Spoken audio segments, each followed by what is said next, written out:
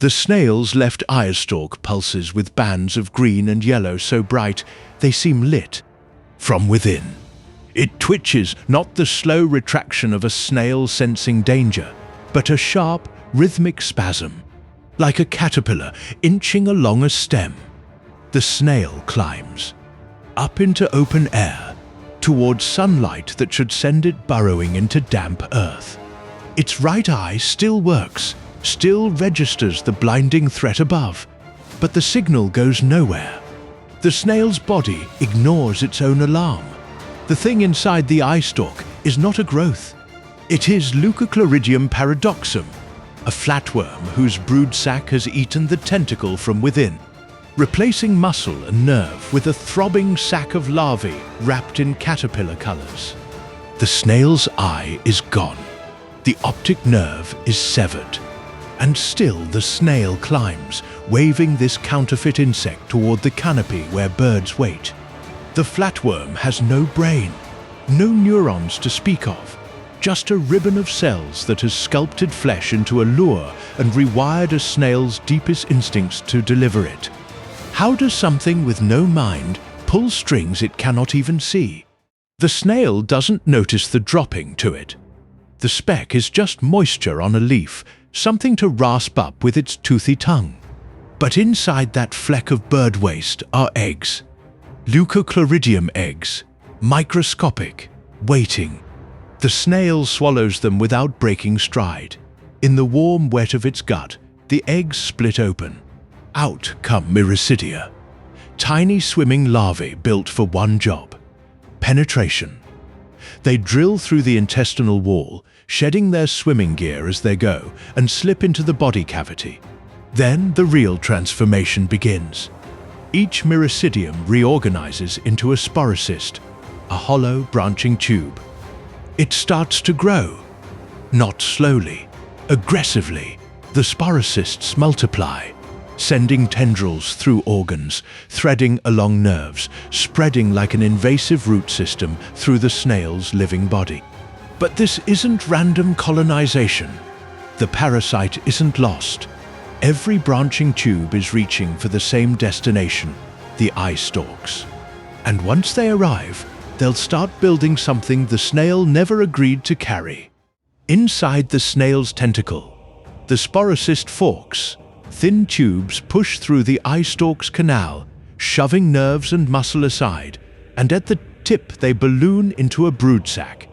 This is the lure. As it swells, it crushes the snail's own eye flat against the inner wall. That eye is gone. The snail is blind on this side. But the broodsac doesn't just sit there. It pulses. Rhythmic contractions roll through its body, driven by the parasite's own muscle fibers on the parasite's own clock. The snail's brain has no say, and the skin of the eye stalk, stretched thin and translucent, now shows vivid bands of green, yellow, and brown.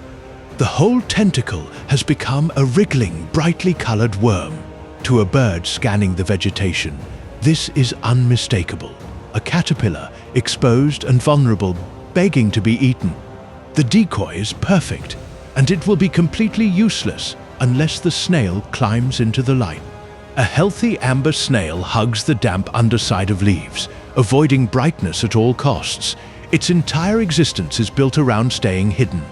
This snail still wants to do exactly that. The parasite has built its lure. Now it has to make the snail show it off. The snail reaches a leaf tip in full daylight, a place no healthy amber snail would ever be, and starts waving its swollen eye stalk in a slow, steady rhythm. This is positive phototaxis, movement toward light. It is the exact opposite of everything a snail's nervous system is built to do. A normal amber snail detects brightness and retreats. Its entire sensory map points away from the sun. But the parasite has reached into that map and flipped it.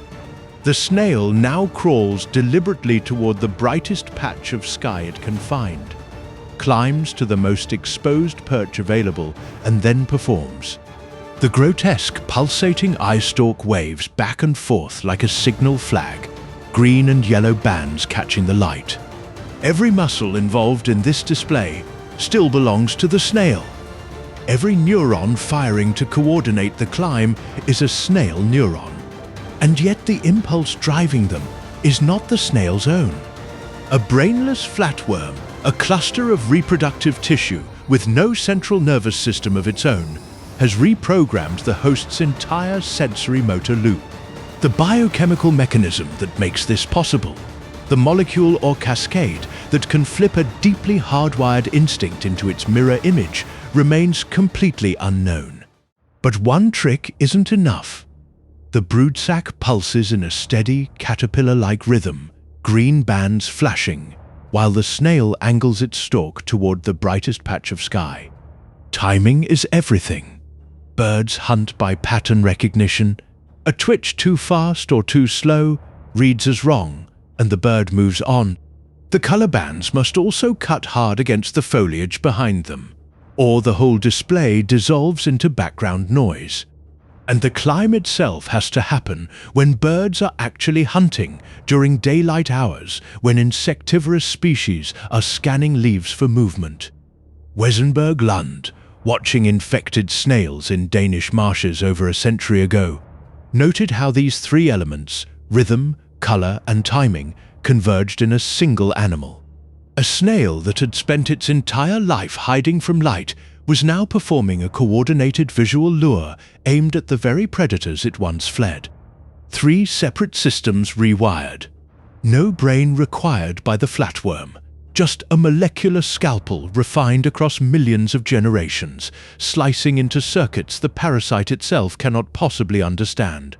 Which raises the real question. If the parasite is orchestrating this whole performance without a nervous system, what chemical messages is it using? And how close are we to decoding them? Inside the snail's head, chemical signals that normally mean darkness is safe are getting overwritten. The broodsac doesn't have a brain. It's a simple sac of larvae, pulsing with its own muscle. Yet somehow, it floods the snail's nervous system with instructions that reverse a million years of instinct. The best guess involves neurotransmitters. Serotonin runs the show in snails. It controls movement, feeding, even light response. The parasite may be dumping serotonin-like compounds straight into the ganglia, the snail's equivalent of a brain. Picture someone slipping forged orders into a general's tent. Other manipulators are better understood. The lancet fluke makes ants climb grass blades by invading their brain directly. Toxoplasma rewires a rat's fear of cats by tweaking dopamine. But here, the physical connection is messier. The broodsac fills the eyestalk like a sock, pressing against nerves, leaking chemicals into surrounding tissue. No one has isolated the exact molecular keys that unlock this reversal. The door is open, the snail walks into the light, and we still don't know what turned the handle. A shadow drifts over the leaf.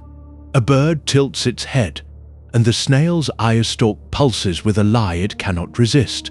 The colors of a caterpillar, the rhythm of prey, waving in the open where no snail should be. The snail stays. Its body has learned that light means safety, that exposure means survival.